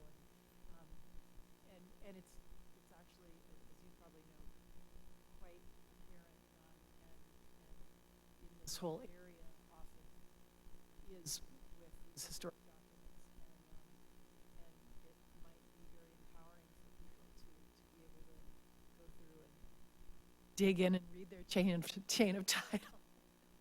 But thank you very much. Sure. Any form I would intend to put together a little instruction sheet, you know, the little cheat sheet that says here's how you fill out the form. It would have to include a disclaimer that the city is not providing legal advice. And if you have any questions, you should consult your own attorney kind of thing. You always see that. You see that in the forward to every single CML publication. It says that. And we would need to do the same thing, but certainly we can do something even more than an FAQ in the sense of here's what this is, here's why it is, here's how to make it work. You know, here's probably a notary, you can find notaries at banks, et cetera, et cetera. Then when complete, here's the address, here's the county courthouse, you go to floor number whatever, I think clerk and recorder's on the, but you do all that so that it's as simple as possible. Thank you. Councilor Hulteen. Thank you, Mr. Mayor. I want to thank Councilor Ohm and Councilor Urban before him for bringing this issue forward. I am one of those people who, when I purchased my house in 2012, I was actually in real estate, so I too read every document. And I actually have with me the covenant that I read that day. Between a covenant about that I can't have fur farms, hog farms, typo, commercial dog kennels, and some confusing language about the size of my garage. There is clause D that says only persons of Caucasian race shall use or occupy any building on any lot. This covenant shall not prevent the use or occupancy by domestic servants of a different race domiciled with or in employ of a white owner or tenant. And that was one of my first introductions to the city. And so I personally am very grateful that we are looking at proactive ways to get distance from language like this. It was really jarring for me. I mean, I knew that it was not enforceable, but it was still an introduction to my property that didn't feel good. And so I enthusiastically support all of the recommendations here. Anything we can do to facilitate community members like myself who would like that removed, or at least, you know, some language that helps people understand that it's not enforceable, I think is really important to, you know, who we are as a city today. So, and I think the trickier thing is how do we communicate that? Because it's awkward and uncomfortable as a city to say we'd like to let people know that these covenants exist and we'd like to help them erase it, right? Like there's no comfortable communication platform or avenue on that. So I don't think I have any recommendations or solutions, but we're gonna have to find a balance between making it accessible and letting people know it's out there. But we probably don't want to be running around screaming. We're a city filled with these horrible covenants. So I trust staff will figure out how to do that, but I think that's tricky, right? Like how do we make it accessible without you know, calling attention to something that, you know, most people are unaware of. So I just wanted to call that out. So thank you for all your work on this, Mr. Dahl. Thank you. And Mr. Dahl, is there a recording fee typically at the county to record these documents? There is. I'm not sure what it is anymore, but I think it's a certain amount for the first page and then usually a lesser amount for the succeeding pages. It's been a long time. When the city records things, it's exempt from recording, although the folks at the front desk up there kind of apply that rule really unevenly, in my experience, and sometimes not worth arguing. But there is a cost. Well, perhaps as we look at this in the future, that we might be able to provide a little stipend or something for residents in the city who wanted to do this. That we may, I can't imagine it'd be a great budget buster. And we can see what the county. Okay. See what's also, and there's examples across the whole country. Yeah. To Ms. Holteen's point, this isn't. If you know people find out about it more in Wheat Ridge, it's not just a Wheat Ridge thing, unfortunately. I think it's all over the country. This is a countrywide issue. I think there's covenants everywhere like this, unfortunately. Okay. Well, we've had a pretty good discussion. Let's see if we have a consensus to direct staff and our city attorney to move forward with his multiple number of doors and bring us a new proposal to deal with this. So it looks like we do. Very good. All right. Thank you. You'll see these in various ways: resolution, ordinance. Okay. Come before you as. Thank you very much, and thank you for your work. And once again, yes, to former Councilor Urban and Mr. Rome for bringing this forward. Thank you. Thank you. Okay, that concludes our two agenda items, action items. We have number 3, staff reports. Anything, Mr. Goff? Nothing else this evening. Okay. We've gone through elected officials matters, but has anything popped into your mind that you just can't get home and won't make it a complete meeting unless we have it done? And I don't see anything like that. So once again, thank you all for being here. We've had, school is out, so please drive safely and slowly through our city. Have a very happy Independence Day next week. We will not be in session next week, but we will be back on July 11th, right here at about 7 o'clock. So thank you very much. With that, no more business. We will stand adjourned. Thank you.